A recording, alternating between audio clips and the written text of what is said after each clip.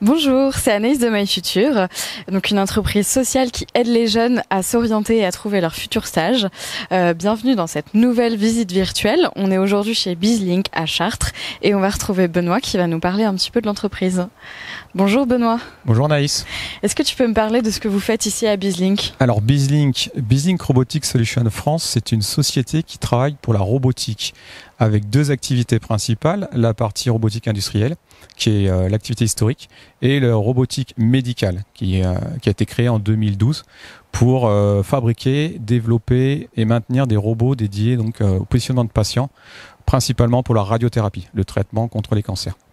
D'accord, donc vous avez développé un robot phare dédié au médical, si je comprends bien, c'est ça ? Ça fait plusieurs années qu'on le produit et à ce jour, il est leader mondial dans le positionnement de patients. Donc toutes les équipes qu'on va rencontrer ont participé à ce développement de la feuille blanche jusqu'à sa fabrication. D'accord. Et l'entreprise représente combien de personnes aujourd'hui ? Alors sur l'ensemble de l'entreprise, nous sommes 130 à peu près, avec une centaine de personnes dédiées à la partie industrielle et seulement 30 pour la partie médicale. D'accord. Et vous êtes les pionniers sur le secteur finalement ? Au niveau de la France, oui, on a vraiment le monopole et on parcourt le monde avec notre machine qui vient sauver des vies, des gens et aussi des enfants. C'est très important pour nous. Ok, bah super, bah ravi hâte d'en savoir plus en tout cas sur l'entreprise. On va découvrir plusieurs personnes. Et donc coup, des personnes au niveau de la conception et puis on ira voir le produit et on finira par la production où on verra vraiment la machine en cours de fabrication. Ok, et ben je crois que tu avais Salma d'ailleurs à me présenter. Oui, et ben on va aller la voir. Donc Salma, c'est notre ingénieur électronique qui travaille sur les cartes. Elle va vous présenter son métier et son parcours. Ok, ben très bien. Et ben je te suis pour aller voir Salma. Et en attendant, est-ce que tu peux me parler un petit peu des différentes parties de l'entreprise, parce que j'imagine qu'il y a plusieurs corps de métier qui travaillent ici. Oui, donc là on va arriver donc dans l'open space où on va retrouver toutes nos équipes dédiées au développement et aussi au niveau support, c'est-à-dire la comptabilité, les achats, la logistique et la qualité. Ok. Donc là, on voit nos différents ingénieurs, développeurs logiciels. Ok. On va avoir des personnes qui s'occupent du service, de la logistique au fond.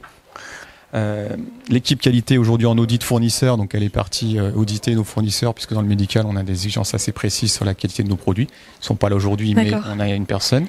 Est-ce que tu peux rapidement expliquer ce que c'est que l'audit pour nos Alors jeunes qui nous regardent ? l'audit, c'est on a des exigences, donc des critères de validation de nos produits, et on vient voir si le fournisseur a respecté nos demandes, et donc on vient les voir une fois par an pour évaluer si ils font bien tout ce qu'on a demandé. D'accord. Donc c'est du contrôle, et on valide vraiment qu'on a bien les pièces demandées, conformes à nos dimensions, à nos plans, pour pouvoir monter nos robots et avoir aucun problème dans le futur sur nos robots. C'est ça, c'est ce que j'allais te dire, parce que dans le milieu médical, ça nécessite une précision et une rigueur.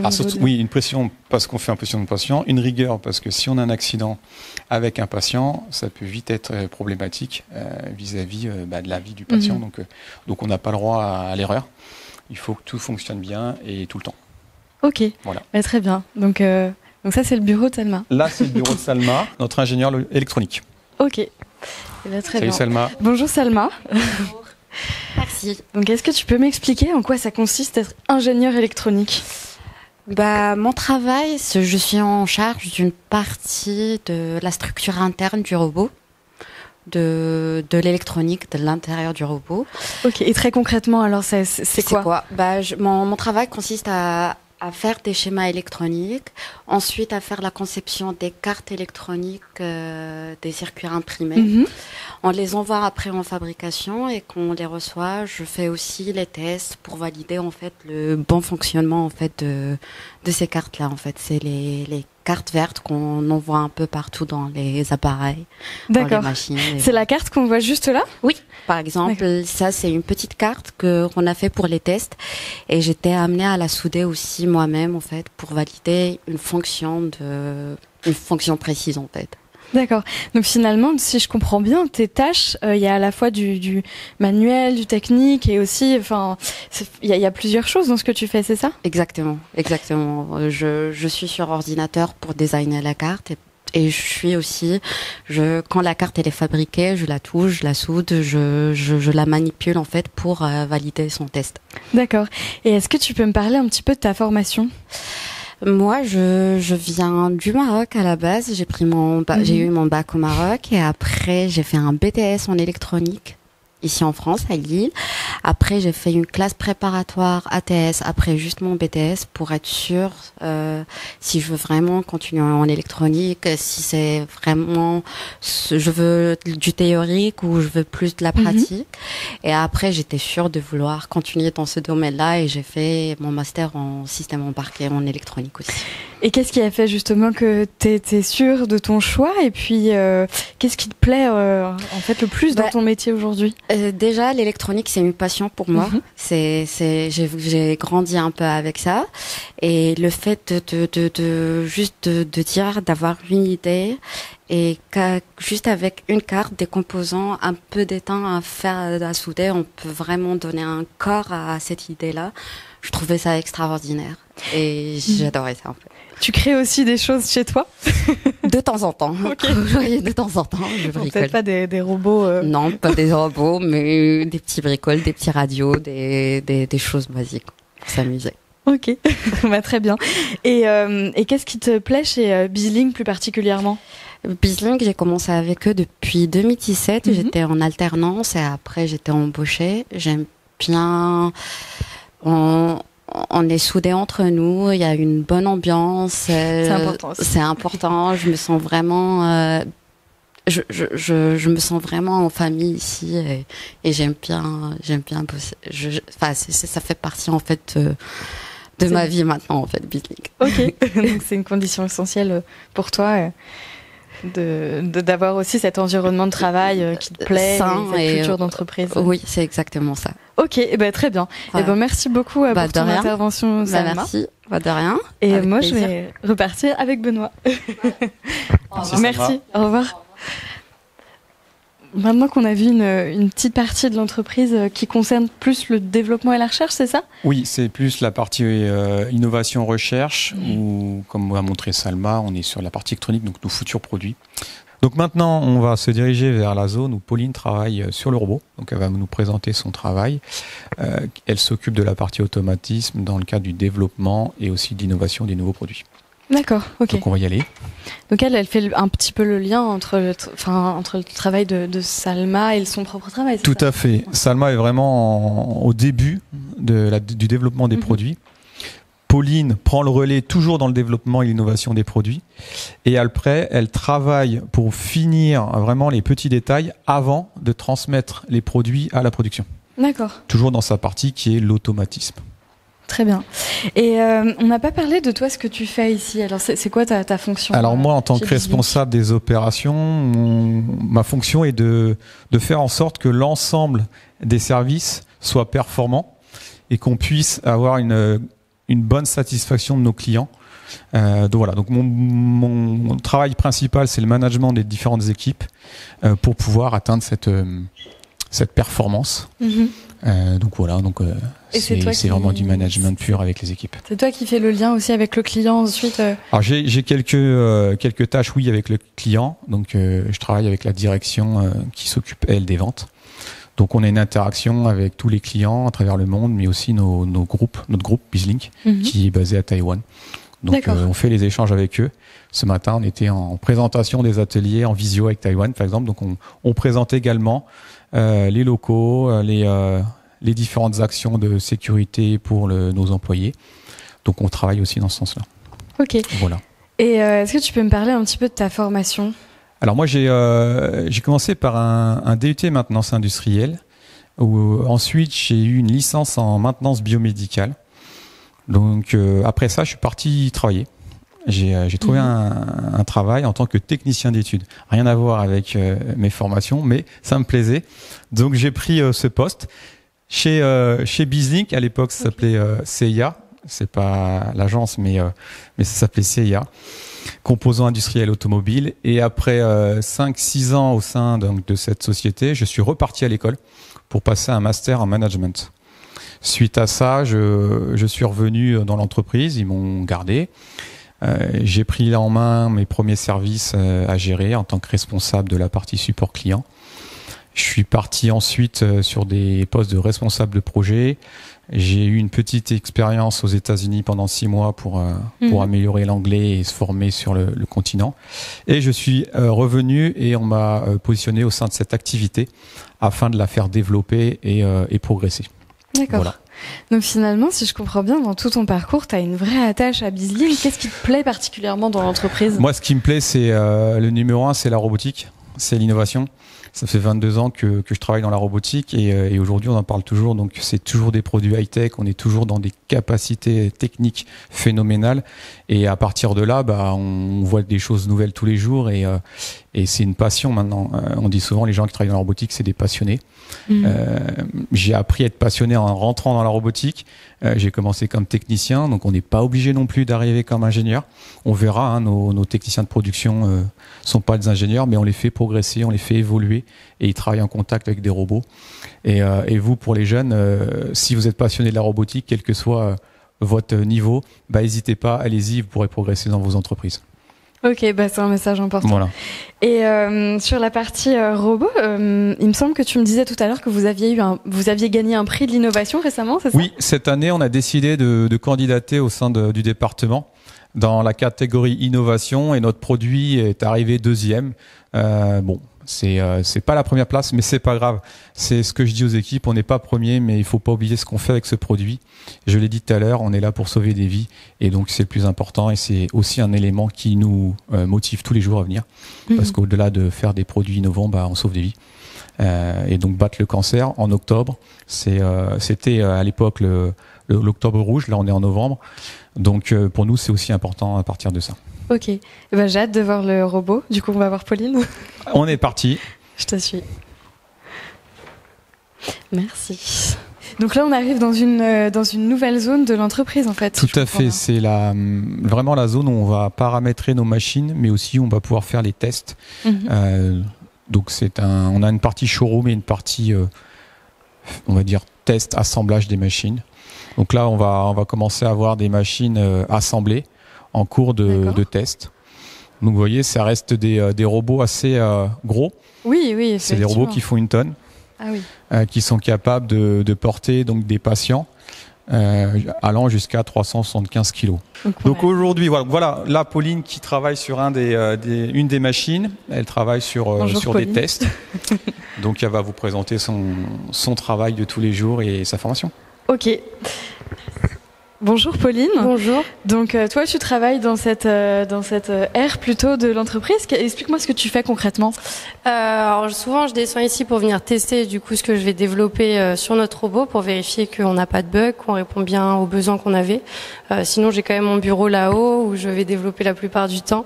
Mais c'est vrai qu'on descend souvent sur la machine. Quand tu dis que tu développes, tu fais quoi concrètement ? Alors du coup je suis ingénieur développement logiciel. Qu'est-ce que c'est ? Du coup c'est en fait ça va être de programmer des fonctionnalités ou des logiciels pour notre robot. Alors la programmation, ça va être écrire dans un langage qui va être compris par la machine une liste d'instructions qui va ensuite nous permettre de contrôler des moteurs, communiquer avec des capteurs, échanger des données, créer par exemple des interfaces graphiques pour piloter le robot. Ça va être plein d'outils ou même des outils de production. Donc ça va être vraiment du coup de développer des fonctionnalités au niveau logiciel pour notre robot. D'accord. Et on a rencontré Salma tout à l'heure qui nous a présenté une petite carte électronique. Donc c'est toi qui va tester cette carte créée par Salma ?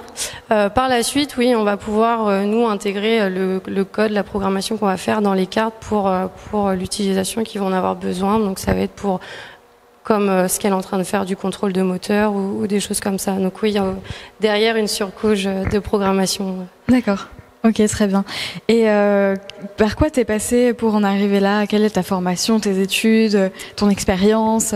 Alors mon parcours, donc j'ai commencé avec un bac S, étant plus scientifique que littéraire, et voulant être vétérinaire étant petite. Okay. Je n'ai pas réussi à atteindre mon objectif. Du coup derrière, je suis allée en BTS bioanalyse et contrôle, tout ce qui était biochimie, microbiologie. Ça m'a pas plu, c'était pas mon domaine, donc j'ai préféré changer au bout d'1 an. Et je suis partie en BTS conception et réalisation de systèmes automatiques. C'est où j'ai découvert la mécanique, l'automatisme, concevoir des machines industrielles et aussi la robotique. Derrière, ça m'a donné envie de continuer mes études. Donc, j'ai voulu continuer en école d'ingénieur par apprentissage. Où du coup, pendant 3 ans, j'étais entre école et entreprise ici. Donc, j'ai fait mon apprentissage ici. Je suis encore ici. Ça s'est bien passé. C'était toujours là. Ça s'est super bien passé. J'ai adoré le domaine dans lequel on travaille. Donc, on continue l'aventure ensemble. Ok. Et qu'est-ce qui te plaît le plus justement dans ton travail aujourd'hui ? C'est un peu la polyvalence, c'est aussi le fait que ça soit stimulant parce que on est toujours, en fait, on résout tout le temps des problèmes, on a un besoin, bon bah voilà, il faut bouger le robot. Comment on va faire bouger le robot Donc c'est vraiment ça, tout le temps une recherche, de la réflexion. On s'ennuie jamais, ça change tout le temps, on s'adapte et donc ouais, c'est assez stimulant. Okay. Comme métier. Donc j'ai l'impression que ce que tu dis, la polyvalence, finalement, c'est une des qualités essentielles pour faire le métier que tu fais. Quelles sont les autres caractéristiques que tu donnerais à un jeune qui voudrait faire comme toi ? Quels critères Il faut être curieux. Alors après, on va retrouver tous les critères de base, la motivation, l'envie, mais faut être curieux. Faut aussi résister à la frustration, parce que quand on fait de la programmation, ça marche pas à tous les coups. Il y a souvent des bugs. Il faut rechercher, il faut comprendre. Comme on dit, souvent le problème, il est entre le clavier et la chaise. Donc c'est nous qui avons raté quelque chose. Donc c'est vrai que faut toujours se remettre en question et voilà, pas lâcher et on continue. Mais c'est ouvert à tous, tout le monde peut le faire.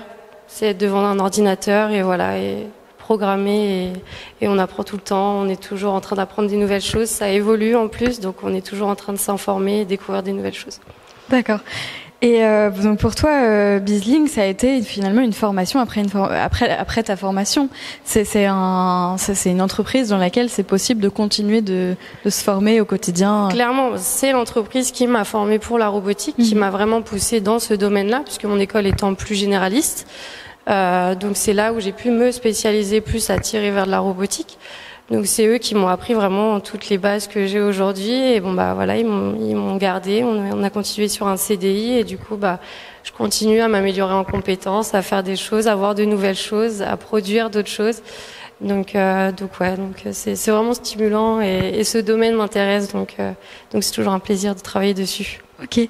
Donc ça c'est le robot sur lequel tu travailles d'ailleurs. C'est ça, donc c'est notre robot Astro. Est-ce que tu peux Astro dans le nom, pardon, c'est notre robot de développement qu'on appelle Astro, mais c'est le robot Orion. D'accord. Est-ce que tu peux me le présenter un peu rapidement, justement Donc là, c'est la table sur laquelle est mis le patient, c'est ça ? Donc c'est ça. Donc on vient mettre une table sur notre robot. De base, c'est vraiment tout ce qu'il y a en dessous la table. Donc on vient ajouter l'accessoire qui est la table, où va venir se positionner un patient, donc avec la tête souvent, la plupart du temps, par ici. D'accord. Pour pouvoir être traité pour les cancers. Très bien. Et cette partie-là, donc justement, c'est la fameuse partie que toi, tu programmes, parce que j'imagine qu'il y a plein de composants à l'intérieur. C'est ça. Donc après, dans la machine, du coup, il va y avoir plein de moteurs, il va y avoir des capteurs, des choses comme ça, qui vont être reliés au final à l'armoire de commande qu'il y a derrière nous. D'accord. Okay. C'est là où il y a vraiment toutes les parties automatisation, les PC qu'on va venir programmer, les choses comme ça. Donc ouais, c'est vraiment un travail où voilà, il y a des moteurs dans le robot, faut faire bouger les moteurs, faut les piloter. Faut que quand on dit au robot de s'arrêter, faut qu'il s'arrête absolument. Il faut vraiment que le patient n'ait aucun danger et que le niveau sécurité, on soit toujours au plus haut pour ne jamais prendre de risques avec nos patients. D'accord. Et c'est pas trop lourd à manipuler parce que j'imagine que c'est quand même un robot qui Alors pèse, ça reste un robot très lourd. Alors là, par exemple, on est en train de développer une fonctionnalité qui s'appelle de la co-manipulation. Ok. Donc en fait, ça va être le principe de réussir à faire bouger le robot juste avec la force de sa main. D'accord, ok. Donc je vais vous montrer, vous allez même essayer. Ok. Donc où est-ce que je me place ici, c'est ça ? Alors du coup, vous allez prendre la table et la tirer délicatement vers vous. Et en fait, le robot va venir vers vous. Ah oui, c'est assez fluide finalement comme gestuel. Et c'est assez simple finalement à manipuler. Je m'attendais à ce que ce soit vraiment plus lourd. Ça va être vraiment pour faire du recalage principalement, pour bien caler le patient vraiment à la position qu'on veut. On va pas faire des énormes mouvements avec ça, mais ça va être vraiment pour le réglage du patient devant la machine qui va venir la traiter pour le cancer. Ok, très bien. Donc j'imagine que c'est ultra précis. Notre robot est ultra précis, donc après il garde ses performances grâce à ça et ça nous permet juste de faire des petits mouvements plus facilement et pour que les utilisateurs aient juste besoin de tirer le robot. C'est toujours agréable de se dire on est plus près de la machine et voilà. Et au-delà de ce robot-ci sur lequel tu travailles, est-ce qu'il y a d'autres robots sur lesquels tu travailles aussi, en innovation par exemple? C'est ça, donc là ça c'est vraiment notre robot phare, notre produit qu'on a depuis longtemps. Aujourd'hui maintenant il y a un autre robot qui est en cours de développement, donc je travaille aussi dessus, je fais pas mal de petites tâches dessus, des petites fonctionnalités, donc ce qui est bien c'est qu'on n'a pas toujours besoin du robot pour faire la programmation. Donc oui, je travaille aussi sur d'autres robots à améliorer. Donc il y a en grosse partie le même logiciel qui est plus adapté et qu'on essaye de pousser encore plus sur les nouvelles machines. Ok, j'imagine que ça doit être stimulant justement toute cette partie innovation. C'est ça, ça s'arrête jamais, on a toujours des nouvelles choses à apprendre et donc c'est ça, c'est vraiment stimulant, c'est le mot. Ok, très bien, merci beaucoup pour ton intervention et pour le test de la machine. Et moi je vais retrouver Benoît. Ça marche. Merci. Merci Pauline. Alors qu'est-ce que vous pensez de ce robot? Impressionnant, impressionnant et je m'attendais pas à pouvoir le manipuler si simplement. C'est vraiment une fonction là que Pauline et son équipe ont développée parce que c'est des gens qui sont pas habitués à travailler avec les robots. Oui. C'est des manipulateurs. Oui, il faut que ce soit très fluide et très simple pour eux pour optimiser le nombre de traitements par jour et sauver plus de vies. Oui, on se rend bien compte. C'est vraiment une fonction doublement importante. Donc après la partie innovation, développement et la présentation du produit, on va se diriger vers l'atelier de fabrication. Puisque au sein de l'entreprise, on a vraiment intégré l'ensemble de la chaîne de valeur, c'est-à-dire de la conception à la fabrication, avec la partie maintenance sur site et installation. D'accord. Donc on la voit pas puisque c'est sur site. Et exemple, aujourd'hui, on a Imad et Samad qui sont eux aux États-Unis. Donc on voyage aussi dans notre entreprise, qui sont partis installer trois robots. D'accord. Donc voilà, c'est aussi ça la robotique et l'innovation, c'est qu'on peut avoir des métiers où on peut voyager, donc c'est des métiers pour de la maintenance, des techniciens de maintenance, des ingénieurs de maintenance. Donc c'est aussi intéressant pour les gens qui aiment voyager, donc c'est des filières à suivre. Oui. Et quand on voit beaucoup de pays culturellement et personnellement, c'est génial, et donc on peut apprendre en plus des nouvelles choses sur un point de vue professionnel. Et tu me disais d'ailleurs qu'il y avait aussi une partie à Taïwan. C'est quelle partie Alors à Taïwan, c'est notre siège social, où est situé le quartier, on va dire général de l'entreprise, du groupe BizLink. Donc on a nos responsables qui sont situés là-bas. Ils ont un autre lieu où c'est en Californie, dans la Silicon Valley, à côté de Google. Mais voilà. Impressionnant. Et je t'ai pas demandé tout à l'heure, mais du coup, ces robots, ils partent dans des établissements médicaux du monde entier? Oui, ils vont dans des centres spécifiques dédiés à la protonthérapie. Donc on redit, protonthérapie, c'est vraiment un traitement contre le cancer. Donc c'est dans le monde entier. On en a en Chine, on en a aux États-Unis, on en a en France, on en a aux Pays-Bas, en Espagne. C'est vraiment à Taïwan aussi, en Inde. On a plus de 100 machines dans le monde. D'accord. Donc ça a grossi de plus en plus. Donc voilà, donc c'est vraiment une machine mondialement reconnue qui apporte son plus grâce à sa précision. On en a pas parlé, on a parlé du poids tout à l'heure. C'est une machine qui est capable de positionner un patient à 0,5 mm de précision. Donc ça montre aussi cette thérapie, c'est ça. C'est ça, puisque pour faire simple, on a une tumeur située dans le corps, principalement le cerveau. Donc quand on va venir traiter cette tumeur, donc la détruire, il va pas falloir qu'on détruise les parties du cerveau où il n'y a pas la tumeur, sinon c'est dangereux pour l'être humain. Donc voilà, donc il faut qu'on soit précis et il faut garantir cette précision. Donc on a cette volonté également dans nos machines. D'accord. Donc là, on arrive dans l'atelier où tout est fabriqué. Voilà. C'est l'assemblage. On part de petits composants jusqu'à une machine complète. Donc on va rejoindre Thomas. Ouais. Thomas, c'est notre responsable de secteur. Qui travaille dans cet atelier. Voilà, il travaille dans cet atelier. Il est même coordinateur. Il s'organise pour que l'ensemble des techniciens et opérateurs puissent fonctionner ensemble pour pouvoir sortir les machines et qu'elles soient conformes. Ok. Bonjour Thomas. Bonjour. Donc toi, qu'est-ce que tu fais dans cet atelier? Alors moi je suis Thomas Sainte-Beuve, je suis responsable de la production au niveau du médical. Donc moi ma tâche c'est de gérer la production dès la réception du produit jusqu'à l'expédition finale vers le client. Ok.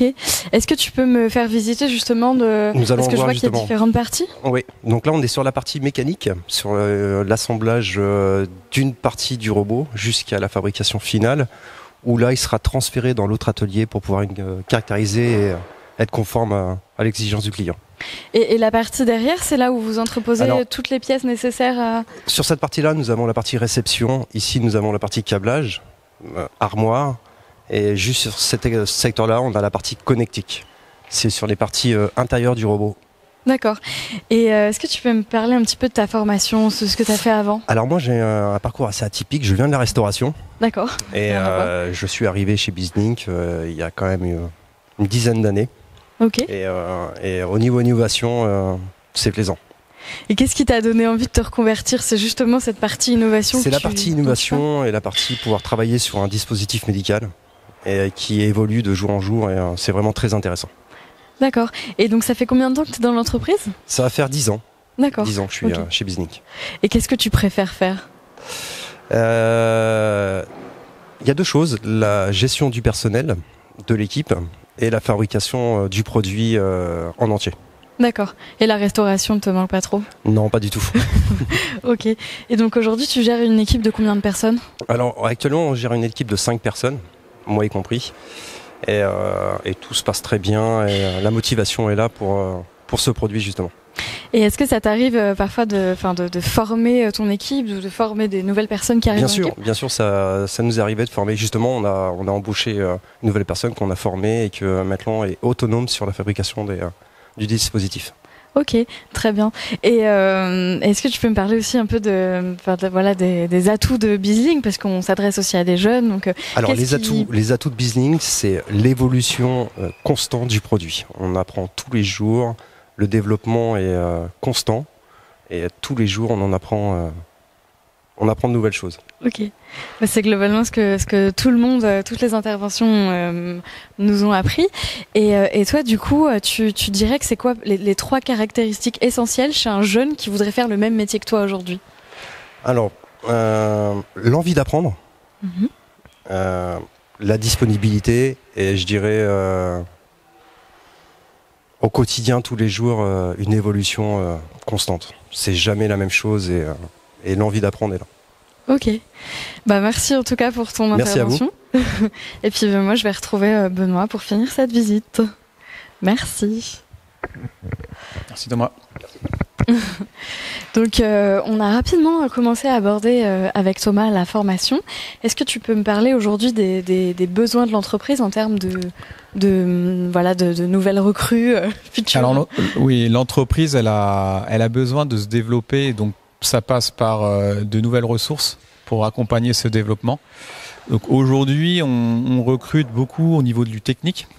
On cherche des techniciens d'études, on cherche des ingénieurs en mécatronique ou en robotique, mais aussi en logiciel. Donc tout type de profils qui ont une base technique. D'accord. C'est vraiment important pour nous. C'est ce point-là. Le deuxième point, c'est aussi le savoir-être des gens. Le savoir-être, c'est important aujourd'hui. On veut des gens motivés, on veut des gens qui ont envie, qui sont passionnés par ce qu'ils font. Quelqu'un qui vient, qui n'est pas passionné, c'est difficile. Donc on cherche aussi à recruter ces profils-là. Personne qui a peu d'expérience mais qui est motivé, pour nous, c'est quelqu'un d'intéressant. Contrairement à quelqu'un qui a beaucoup d'expérience mais qui n'a pas forcément la passion. Donc voilà, donc on recrute beaucoup, on a des perspectives de développement importants. On signe de nouveaux contrats de développement de machines. On en a signé un cette semaine. Okay. Donc vous voyez, ça évolue. Vous allez avoir des besoins. Oui, on va avoir des besoins. Donc là, je parlais de la partie technique à court terme. Donc ça veut dire dans les mois qui viennent. Mais derrière, il va falloir les fabriquer. Il va falloir les maintenir. Donc derrière va venir le recrutement sur la partie production avec des opérateurs, des techniciens qu'on formera, qu'on leur transmettra la rigueur nécessaire pour fabriquer des dispositifs médicaux, et toujours dans l'optique d'innover. L'objectif, c'est pas juste fabriquer, c'est fabriquer en innovant. Il n'y a pas que les machines. On a plein de solutions au niveau de production par la digitalisation, par exemple, qui permet de produire plus vite, mieux, avec les mêmes personnes. Et tu me parlais à l'instant de tes besoins, des besoins de l'entreprise en matière de technicien d'études, mais c'est quoi concrètement un technicien d'études? Technicien d'études, c'est vrai que c'est vaste. Un technicien d'études, c'est une personne qui va travailler sur différentes études, différents dossiers techniques, avec différentes formations. On peut avoir quelqu'un qui va travailler sur de la partie mécanique, ou quelqu'un sur la partie automatisme, et d'autres sur les parties, on va dire, électrotechniques, voire logiciels, système d'information des produits. Donc voilà, c'est assez vaste. On recrute dans tous les aspects techniques. Donc c'est pareil, on veut aussi embaucher des techniciens, mais aussi des ingénieurs. C'est pas juste des ingénieurs. On a besoin vraiment d'une mixité pour pouvoir développer nos équipes et faire grandir la société. D'accord. Donc il n'est pas utile, c'est ce qu'il faut retenir, il n'est pas forcément utile d'aller dans des études d'ingénieurs. Beaucoup de gens vont dans les études d'ingénieurs, mais derrière, il n'y a pas forcément autant de place. Et vous pouvez les former. N'hésitez pas, si vous êtes passionné par quelque chose, ayez un BTS, une licence, allez tout de suite sur le marché de l'entreprise, enfin du travail, par l'apprentissage. C'est important. On a beaucoup de gens, vous avez pu voir, Salma était apprentie, Pauline était apprentie. Ouais. À l'heure actuelle, on a 2 autres personnes qui sont apprenties au niveau technique, mais au niveau des achats. Donc il n'y a pas que l'aspect technique où on peut être apprenti. Et on forme les jeunes, on les développe et on les garde pour pouvoir nous accompagner. Donc l'apprentissage, c'est très important. Le savoir-être aussi, quand vous allez chercher un patron pour pouvoir faire des apprentissages, sachez-le. Et la passion, aimez ce que vous faites. Et vous pouvez aimer ce que vous faites dans le monde professionnel et faire autre chose dans le monde privé, mais le mix des deux fera que vous allez pouvoir vous amuser et bien travailler sur votre carrière professionnelle. D'accord. Donc on a bien compris que vous recrutiez en alternance et en apprentissage. Est-ce que vous prenez aussi des stagiaires de 3e? Oui. Donc si vous avez des stages, n'hésitez pas à nous envoyer des CV. Alors on peut pas prendre non plus beaucoup de monde. Donc essayez d'être très réactif, montrer votre intérêt. Mais c'est vrai qu'on en prend, on en a quelques-uns chaque année. Donc si l'aspect robotique vous plaît, n'hésitez pas à nous envoyer vos CV. Et puis on fera un plaisir de vous faire découvrir chaque métier. Sur un stage de 3 jeunes, c'est ça qui est important. Oui, c'est de la découverte. C'est de la découverte de chaque métier, de participer dans les limites des règles. Mais voilà, vous faire découvrir ce que c'est la programmation, ce que c'est de la production, ce que c'est aussi du développement technique, mécanique. Donc n'hésitez pas, envoyez-nous un CV. Vous les accueillez avec bienveillance. BizLink, à Chartres, et on vous accueillera. Ok, très bien. Merci beaucoup en tout cas pour cette visite très très complète et dont on a pu découvrir plein de facettes du métier dont même moi je m'attendais pas du tout. Donc c'est Merci aussi d'être venu. Hyper intéressant. Et moi je vais conclure cette visite. Donc merci beaucoup de nous avoir suivis et n'hésitez pas à poser vos questions dans le chat, nous vous y répondrons avec plaisir et à bientôt.